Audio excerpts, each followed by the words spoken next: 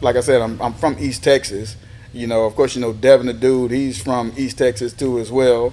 And you And see this particular town, I forgot. My boy was telling me, which town are you from in Texas? I'm from Atlanta, Texas. Atlanta, Texas. That's exactly Yeah, what Northeast Atlanta, Texas, Texas. and it's Yeah. right by. That's right, Douglasville, Texarkana, Arkansas, Palestine. Hmm. Some people pronounce it Palestine, Hmm. Grapeland. Yeah, it's a little old country town. So far from the country, got to come to the city to hunt. Hmm. That's crazy. how how do you get from Atlanta to the H though? Well, my daddy was in the army, and my mom was a school teacher. So my daddy traveled a lot, moved around a lot. So we moved wherever he was at, as far as where he was stationed, from Fort Hood all the way to Amarillo, Texas, just different places. And so we moved a lot, but it allowed me to be well rounded. So I moved to Dallas. I lived in Dallas. I lived in East Texas, Texarkana, Arkansas, Amarillo, then to Dallas. From Dallas, back to East Texas, then to Houston. So What is majority of your life growing up? Would you say probably took place, or was it literally just pieces, just everywhere? bits and pieces, but I think I've lived. I know I lived in Houston longer than any place. Hmm. I went all my elementary growing up in school. That was more Dallas. That's where I got most of my roots from. But Houston was more of my junior high, high school. That was all Houston. So where'd you go junior high school and high school? Coming from a little bit of Dallas, then migrating to Houston, and because I went to Florence Middle School. I went to a couple of different middle schools, but that's the one that stuck with me. What side of the tip? Florence? What side of town is that on?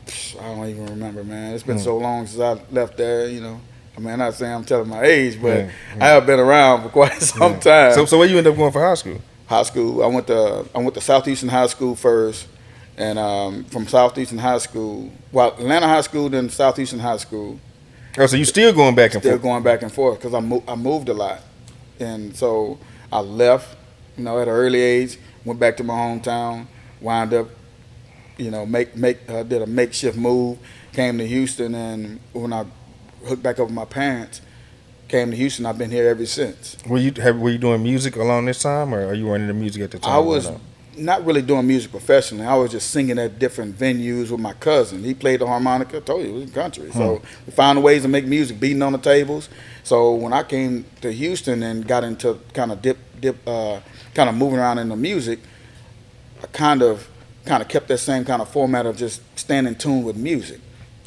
Got in touch with a few artists, people that was on the street singing, and got in the high school band and high school choir, and met my managers then, and that's when I started doing it professionally. But it's just so much. My story is so vast. But if I sit down and really map out the story, it'll be one heck of a movie. Man, so what? Okay, because I know Superstar. That's my first time hearing Billy Cook. But what were you doing prior to that? Before Superstar, I had just gotten a deal with Rap A Lot. That was in 1994.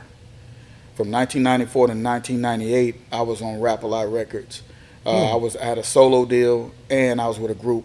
The label I was on that was pushing me was my manager at the time, Cynthia Cook, and you had Katrina Kirkendall and Reggie Airman Dixon that played with the Globetrotters. So I was being looked at by a lot of people. I just didn't know it. And even from my high school year, and being in high school, I didn't even know I was even popular. That's how I met Lil Keke in school. We were classmates. At Worthing or Jones?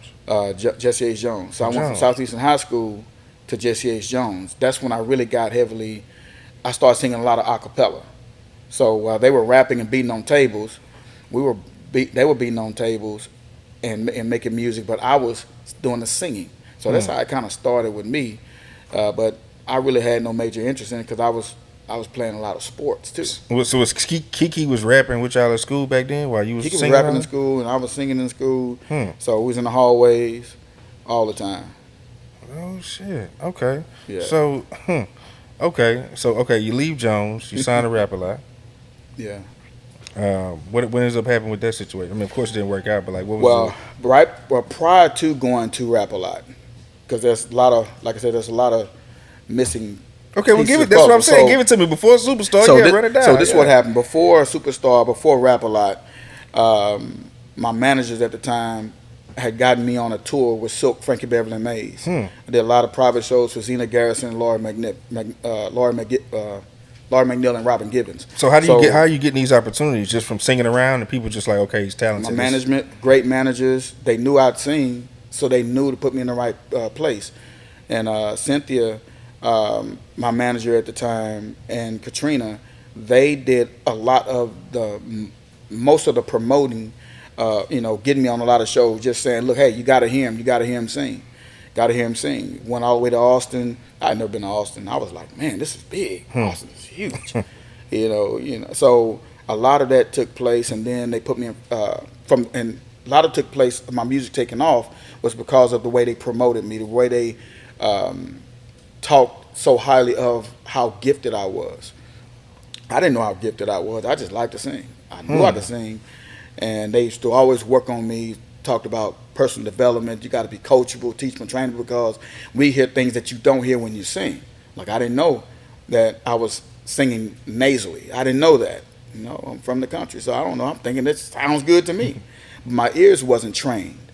So being around people who knew singers and knew athletes and being in entertainment, and it kind of helped grow me in the industry to catch up to where I wasn't no longer green, that I started developing an understanding of what music was really about. And then now I started becoming more engaged and honing my craft.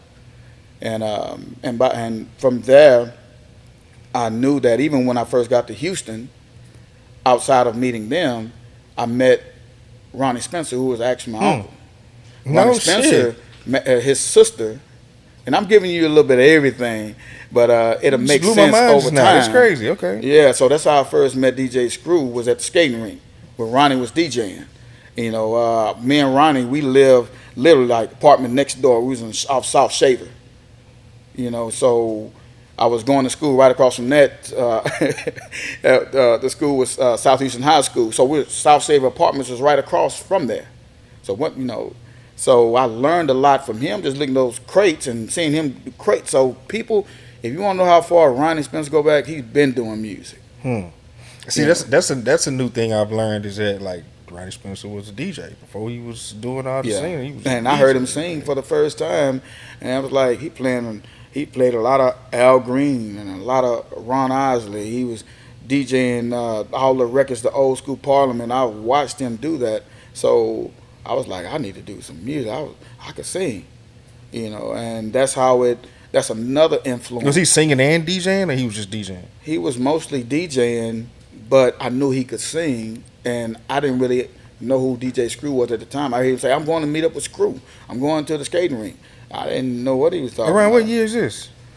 Man, I had to be at least, I'm going to say 16. Yeah, I was about 16 years of age, so that was a while back. Yeah, early 90s. A while back. Yeah. Donnie Houston.